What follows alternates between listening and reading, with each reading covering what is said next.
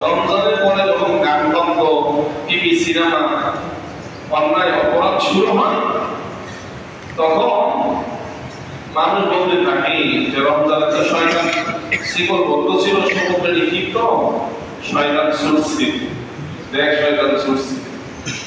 শয়তান ছুটে যাদের আগে আক্রমণ করছে সেই শয়তানিতে আগে লিপ্ত হয়েছে। এই জন্য রমজানের তাকওয়ার শিক্ষা থেকে শিক্ষা নিয়ে রমজান পরবর্তী সময়ে আমরা এই তাকওয়ার শিক্ষা থেকে শিক্ষা নিয়ে আমরা গুনাহ থেকে বিরত থাকবো, আল্লাহর ভয় আমরা লালন করবো। আল্লাহ আমাদেরকে আল্লাহর ভয়ে হারাম এবং সকল পাপাচার থেকে দূরে থাকার তৌফিক দান করুন। জোরে বলি আমিন। মুআজ্জাজ মুসলিম কিরাম, রমজানের আরেক শিক্ষা হলো ইহসান এর শিক্ষা। রমজানে আমরা একে অন্যের প্রতি সদয় ছিলাম।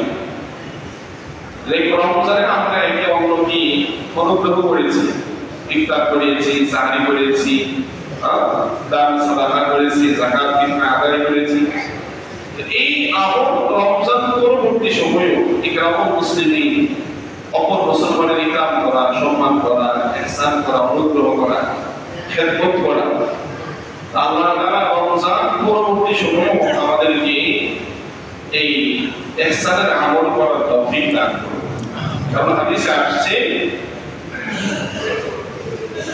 যতক্ষণ পর্যন্ত বান্দা তার ভাইয়ের খেদমতে নিয়োজিত থাকে ততক্ষণ আল্লাহ তাআলা তার খেদমতে নিয়োজিত থাকে। সুবহানাল্লাহ। এরপরে রমজানের শিক্ষা হলো সিয়াম, কিয়াম, সবর, তিলাওয়াতে কালাম, তাকওয়া, ইহসান, এবার কি বলছি, রমজান পরবর্তী এই যাবতীয় যত আমল করেছি সবগুলোই ধরে রাখার চেষ্টা করি। আল্লাহ আমাদের সকলকে তৌফিক দান করুন। সবাই বলে আমিন। মুআজ্জাজ মুকাররম সম্মানিত মুসলিম কিরাম, এরপর শাওয়াল মাস চলতেছে, বীর ফজিলতের কথা বলেছি, কোরআনে কারিমে আসছে। আমরা তো অনেক সময় আমাদের ছেলে মেয়েদেরকে বিয়ে শাদী দেওয়ার ক্ষেত্রে মেয়ে বিয়েদের ক্ষেত্রেও ছেলে যদি সামান্য উপার্জনকারী হয় আমরা পছন্দ করি না।